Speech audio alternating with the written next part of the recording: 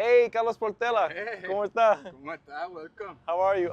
My name is Devon. I'm an artist from New York City. Could I paint your portrait? Some work in the kitchen, but you can come in. Oh, let's do it. What's your name and what's one of your biggest dreams in life? Chef Carlos Portela. My biggest dream is to basing everything along with my family, and this concept was created so I can actually be around them at all times. What's the name of this restaurant? By Orujo, Puerto Rican food concept. I base everything in utilizing local source items throughout the whole experience. Puerto Rican food has a lot of a nice chance to become one of the best in the world.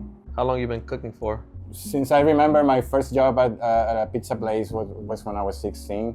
Employee cafeterias all the way through Michelin star restaurants and across the world. What part of Boricua culture do you relate to the most? I remember my great grandma. They were very, very strong on the Taíno traits. You know, just naturally, I grew around a lot of still Taíno traits and customs, and I refer myself as a Taíno first.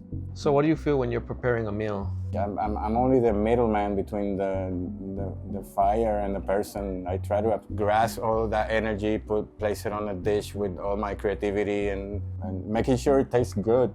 So what inspired you to become a chef? I was never a good student at school, and I was always, all over the place with many ideas.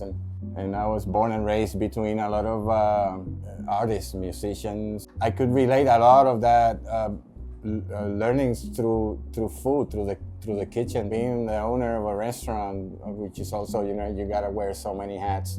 It's a very dynamic industry, so you never stop learning, man. Yeah. That's so true. Those are the best people, the artists and the creators, right? Right.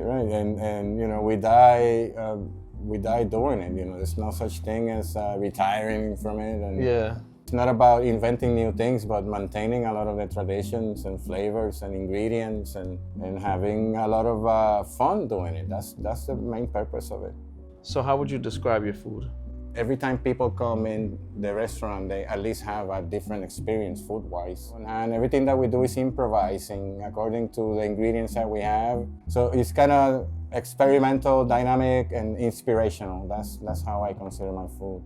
Yeah, wow, that's amazing. Yeah, I heard stories about you in Puerto Rico here that they came in, you just started making the menu right there on the spot. Right. It's very, after so many changes that, Puerto Ricans have to go through, and we're so demanding with each other, and Puerto Ricans are very proud of their craft. Everything, everybody's very happy with what they do. I just wanted to do what made me happy. What's your favorite part about being Boricua? It's a beautiful country. There's so many microclimates out there. You can go up in the mountains, go up in the dry lands. You can hang out at the beach. There's so much to see. It's so beautiful out there.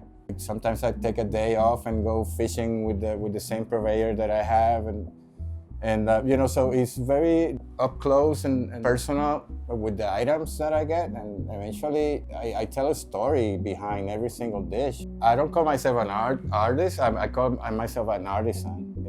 I create with my hands, and it only takes a second for my art to disappear. Your stuff is perennial. It stays forever.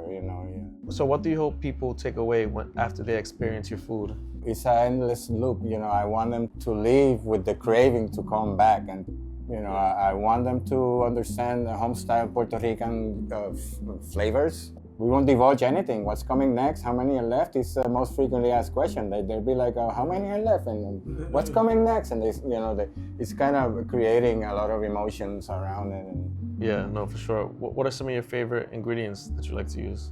Actually, on the Taíno culture, you have the auyama, the calabaza, the yuca. They call it lost, forgotten ingredients. They're always there. It's so large, the Taíno influence in our food, that most people don't even notice. What is your favorite place in Puerto Rico? I have a very special spiritual bondage with the mountains. That was when the last of the Taínos got refuge when everything else was happening around them, they found a nice place to stay and to live. I really love the mountains. How do you incorporate our culture into the food that you create? The most important thing is flavor. We need to make sure that it tastes correct. And we have a lot of cultures coming in Puerto Rico, and there's a lot of implementations on not only African, Taíno, and Spanish, but now we see a lot of Asian influence, we see American influence, we see European influence, we see Indian influence. What message do you think the world needs to hear right now?